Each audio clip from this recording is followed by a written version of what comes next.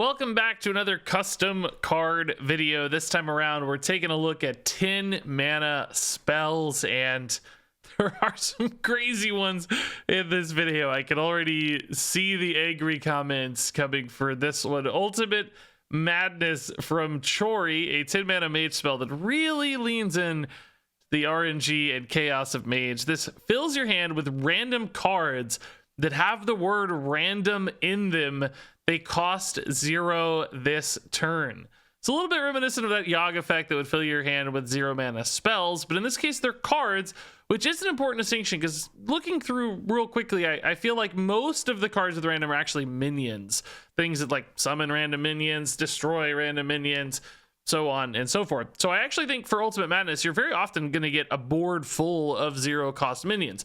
And some of them can be pretty big. Things like Abominable Lieutenant, for instance, includes the word random. So you might just get like a big Abominable Lieutenant, a few other random things. Maybe a Mothership, for instance, is really nice. Summons 2 random mechs when it dies. So it could be very good board presence. There's also a handful of spells that remove things and have some reactivity. For instance, like a Brawl or a Deadly Shot. So all in all, I think it will likely be a big board swing potential here off of Ultimate Madness. And also just value generator. You may not want to play everything right away. You might have a few cards left behind. You also just might make cards like Jackpot that make more cards. So this would clearly be a big board swing value dump on average. And that makes it, I think, pretty good. There are obviously some whiffs, some things that are really synergistic, like summon a random demon from your hand. That's unlikely to have any actual impact. So you might whiff here and there.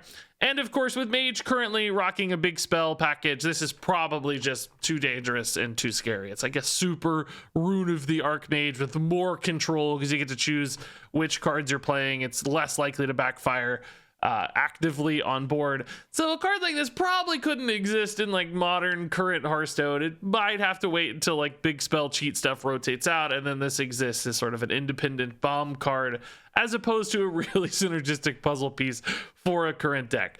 So yeah, it's fun, but also kind of scary good. So I understand any hesitations around Ultimate Madness. A lot of people would really hate this card, even though I would personally find it pretty fun.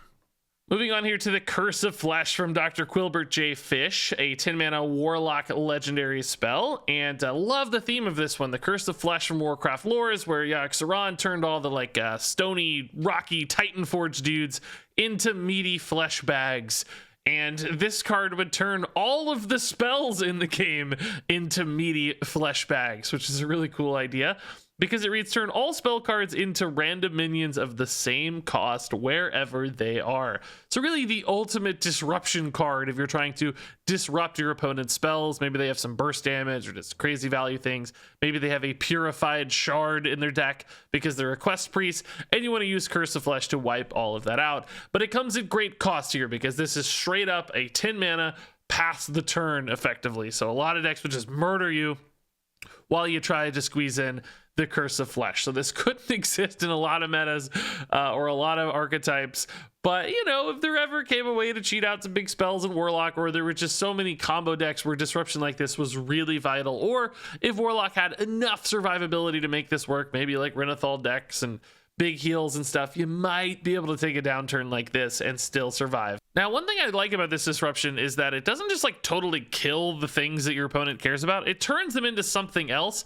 So, you know, like Ticketus just deletes cards. This transforms cards. So your opponent still has resources. They still have these random minions that they might be able to try to win a game with. I think that's a cool hedge a little bit for this disruption effect, because the game goes on. They can still have a chance. They're not just totally out of gas. And I think that's a fun way to look at disruption. So I actually think this card could perhaps be a little bit cheaper. I know there are people who would be frustrated by this because it deletes the cards they care about and they want to play with. I understand that side of things. I kind of like the way this marries the theme and the effect so well and makes games fun in a way with the kind of chaos without feeling totally hopeless. Moving on to Holy Word Salvation from Minivat, a 10 mana priest spell. It's going to restore 30 health to your hero. Sort of a Reno effect minus any Renathal decks. And excess healing is dealt as damage to all enemy minions. So this is like the ultimate stabilizing card. I'm going to heal to full, and I'm gonna wipe out your board potentially in the process as well. So you could easily see being, you know, down to 15 health. Your opponent has a big board. You just want to wipe the board, reset your health a little bit. You heal 15. Let's say you're not a Renathal deck, and then you deal 15 to the board. It's going to wipe out 99% of boards and bring you back to full. You're going to be in a really good spot moving forward if you're a late game deck at all, which you probably are running a 10 mana card. That said, you know, there is some risk here where your opponent gets you down to like 3 health and you desperately need to play Holy Word Salvation, but maybe it doesn't actually wipe out their board. They've got a bunch of 4 health stuff, 5 health stuff, maybe an 8/8 lingering around somewhere, and you kind of leave them in a pretty good spot even after playing Holy Word Salvation. And maybe you see you're back at 30 health, which is nice, but maybe they, you know, just dome you for another 20 and you're in the same exact spot. It didn't really do anything but buy yourself a turn because this costs your full mana. It's not like you can weave other things in very easily here on top of the Holy Word Salvation. So this is a big, crazy powerful effect. I recognize that, but I think that's what you need for 10 mana cards. And personally, I love this sort of effect. I think control decks need these universal stabilizing tools to really make sure they're safe, they're out of trouble, and then they can turn the corner. There's been too many times where I feel like I've gotten into late game scenarios in a control deck where I'm just barely kind of hanging on the edge. I don't quite have enough to flip the game back in my favor. You know, I have a Reno to heal, but maybe I can't really address their board. And this marrying those two things together feels like that big, awesome answer that I've always been looking for. So aggro players would probably hate this, although maybe not at 10 mana, might just be too slow. But I love this sort of card a lot. Before we move on, I'd like to talk about our sponsor for this video. It's Keeps. Yeah, if you didn't know, 2 out of 3 guys will experience some form of male pattern baldness by the time they're 35 years old. And Keeps makes it easy to get treatment. You don't have to go visit a doctor. You can talk to one online, and then they'll send the prescription straight to your door. So you don't have to get out of the house, leaving you lots more time to play Hearthstone. So if you're noticing that you're losing your hair, it's time to do something about it. For a limited time, you can go to keeps.com/Regis or visit that link down there in the description to receive 50% off your first order. All right, next up here is Echoes of Nothing from Colrioli, a 10 mana priest spell, and it replays the first card you played in your first 10 turns this game, except this one. And man, I think there's something really cool baked into this card. I'm not sure all the numbers are right, because obviously that's a lot of mana you're getting out of Echoes of Nothing, and it's mana of good cards as well. So currently, this feels like it might just be overwhelmingly giant and efficient and just crazy value. So I might pull this down to like for 7 turns or something to kind of cap it a little bit, put a gap maybe in there too. But kind of regardless of the numbers, you know, we can always sort that stuff out in custom cards, right? I love this idea of having these decision points every turn where you really want to play a nice big thing first and maybe fill your mana with that big thing to ensure that your Echoes of Nothing is really good. But alternatively, there are scenarios where you might really want to play like a couple small things instead. So for instance, you know, it's turn 4, your opponent has some really scary 3 health minion out there. You want a Holy Smite. You want to make sure you clear that 3/3, but then, you know, you don't have a 4/4 in your pool. And maybe you just like have to hero power with the mana that you float. So you have to decide, like, do I want to use this Holy Smite now and make for a worse Echoes of Nothing later? Or do I want to play this 4-drop right now and ensure that I have a really good 4-drop in my Echoes of Nothing pool? And it becomes this sort of dilemma every single turn. Sometimes it'll be, you know, easier than others. Maybe you had a 3-drop and a Holy Smite. You play the 3-drop and then the Holy Smite and it's no big problem. But occasionally it will create these friction points where you have to make a tough decision whether you're playing for now or playing for that swing later. I think very often you'd play for now, but nonetheless, this would at least introduce some questions there and some doubts about how good your Echoes of Nothing turn could be. So yes, I would probably pull this card back a little bit, but man, I love this idea. It's kind of got like Quest Priest vibes a little bit, like playing out on curve and such, but in a different, more unique way with a different kind of payoff. And I think that's really cool. Next up here is Identity Theft from Foxpill, and man, this looks to me like a real Hearthstone card. I think this could actually be printed as is.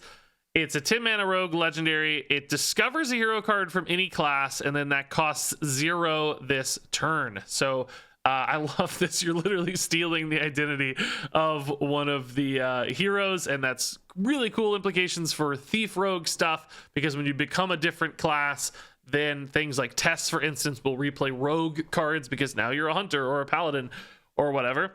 And so that's really fun for that side of things. Also, just kind of a neat card in its own right, because being able to discover a hero card really allows you to fit it into the current game state or matchup that you're playing. So sometimes, you know, you might really want Cariel because the weapon's going to be amazing to deny any damage that your opponent is looking for. Other times you might really want like Tavish, for instance, because you want to summon a bunch of minions, and having that hero power summoning minions is great. And I think the benefit of choice and fitting into the game state certainly makes the cost worth it here, because yeah, there are no 10 mana hero cards right now, so you're overpaying in many cases, but that's okay because you're getting to pick the one that's going to be most impactful and most relevant for the game state, and that is worth some mana for sure.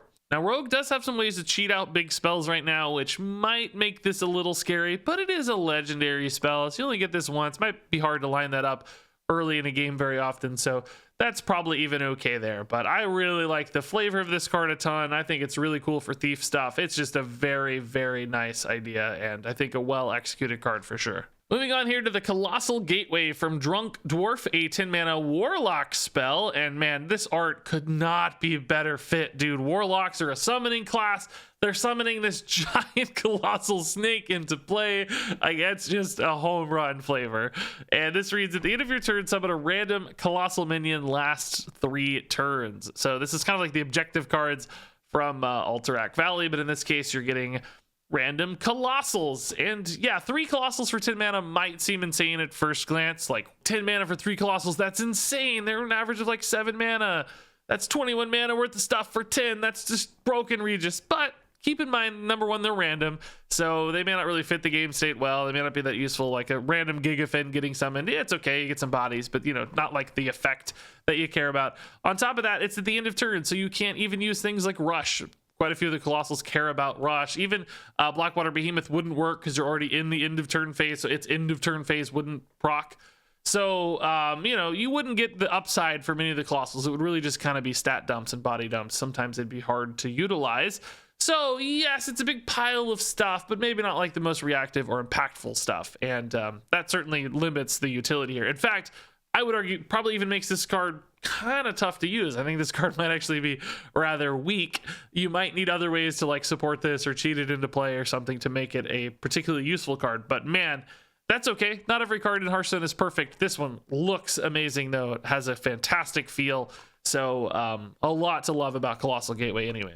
Moving on here to Supernova from Andrew Jackson, a 10 mana mage spell. This one sets your hero on fire. For 3 turns, you gain fire spell damage +4, then you destroy your hero. That's so sick. You go into a supernova mode, and you only have a few turns until you literally explode. But hopefully the fire spell damage +4 here is enough to win the game in those 3 turns. And I think it probably would be. That's a lot of fire spell damage. That's a ton of burst damage potential. The risk, though, is that you spent 10 mana to set this up, right? You took an entire downturn at 10 mana. What did your opponent do in the meantime? Did they set up to kill you too effectively? Are you just going to explode the first turn because your opponent just murders you because you sacrificed 10 mana? I think potentially. Now, right now at this moment, there's a lot of ways to cheat out big spells. And that could make Supernova too scary because you get it down early in the game. Your opponent, you know, isn't gaining as much of a tempo advantage over this 10 mana expense because you're only spending 5 or whatever on it. But if you run into a big spell package, there's this risk that you need cheap fire spells, and that kind of messes up your big spell package. And this is only a legendary as well, so perhaps not that easy to get on time or early or off your Belinda and so on. So there's still some ways to kind of counterbalance there, essentially, for the Supernova. That said, do you guys think this is too good? Would fire spell damage 4 be too much? Or is that 10 mana enough of a cost to really keep this in check? It also, of course, depends on what fire spells are available, how many burst fire spells are available. Currently, Ignite and Fireball might be enough to make this really insane. But if, you know, in a post-Ignite world, perhaps this would be in a healthier place. Either way, again, this one delivers so well on flavor. This idea of going Supernova and trying to win the game before you explode is a really, really cool idea. Moving on here to Final Battlefield from Piapiu. It's a 10 mana warrior spell. It destroys all minions. Then each player plays the 5 cards on the top of their deck your opponent goes first. And man, this feels so epic, like the super brawl here. Just wipe out everything. We're gonna have one final battle here on this clean battlefield, and your opponent's gonna get 5 cards out of the top of their deck. You know, maybe they're like an aggro deck and they just summon like 5 meager little minions, right? And then you get your 5 cards and you've built your deck to utilize final battlefield. You have a bunch of big awesome stuff and armor gain and removal cards, and you wipe out their board and then are left with maybe a few big minions of your own. That's the dream scenario here for final battlefield. There's also some implications of like denying your opponent their cards, maybe like ruining their battle cries or combo pieces. They play cards to the effect they weren't intending, essentially, and you mess up whatever their game plan is as well by pulling cards out of their deck. But I like the way this is designed. It has those kind of like front lines vibes where like both opponents are doing things out of their deck, but this feels like it was manipulated and set up in a way where it's actually going to be advantageous to you more often than not, because your opponent's playing first. That gives your removal a way to make an impact. It still has the same like deck building encouragement, where if you make big stuff, it's going to often pay off for you more than your opponent. Rush minions might be really good as well. So this feels like an evolution a bit of a card like Frontlines for Paladin, doing things in a way that's more likely to work, whereas Frontlines currently is very awkward and hard to make good. I think this fixes a lot of those problems. So also just feels like really big and epic and like a super warrior kind of card, which I like a lot. And then finally we have Tome Travel from Chegwin, a 10 mana shaman spell. I love this one so much. It summons 20 mana worth of minions from Journey to Ungaro, and that changes each turn. So it might be Knights of the Frozen Throne or Mean Streets of Gadgetzan or Goblins versus Gnomes or whatever expansion. And I love the notion of getting to revisit old minions from old expansions, and this has that kind of evolved shaman vibe to it, where they're just getting these random boards of things. This case, they didn't evolve into them, they just summoned them naturally off of the Tome Travel, but it still feels very on brand for shaman, I think. And I'll say, like, I don't know if 20 mana is actually enough here. Like, yes, it's twice the cost of the card, but I think you're often going to get some things that had effects, like battle cries, that accounted for most of their mana cost. So you're going to be left with, you know, kind of meager boards at the end of this. I think you can actually bump this number up to ensure that you get a wide board and maybe, you know, a sprinkling of some higher cost, higher value cards as well. Otherwise, I think you're going to get like a bunch of like 2 and 3 mana cards, probably the most common mana costs. And just random stuff you don't care about very much. So I would actually up the mana cost here, or maybe give a way to get this into play a little bit sooner. Maybe if it had like a spell school, for instance, it could be played with some of the big spell cheat stuff Shaman has access to right now. Maybe make it a fire spell. I don't know how you explain the logic, but you know, that would help a little bit at the very least. Regardless of the balancing though, I mean, this is such a clever name, fantastically matched artwork, and really good flavor. I mean, I love these sorts of cards, like Toki Time Tinker, revisiting old cards, bringing that back. Yeah, for wild players, they don't care, but for standard players, I think it's a really fun way to see different things. Also, I will say there's like a little bit of strategy in this as well on waiting for the right expansion, because certain expansions had more prevalent keywords, right? You might care more about like death rattles and focus on an expansion that has death rattles because you want like a sticky board, or maybe some have a higher, you know, taunt chance or charge chance or lifesteal chance. Whatever it is, there might actually be some strategy here as well, which is kind of a fun side effect of this card. Probably minimal on average, but still something to take note of, which that's a nice little bonus. And there you go. That wraps it up for this custom card review. Next time, I want you to make me some Castle Nathria themed cards. It can be a location, or it can just match the theme of the expansion. There's a link to submit your custom cards down in the description below. Look forward to seeing those. In the meantime, thanks much for watching, for sharing your thoughts on these cards in the comments below. And until next time, game on.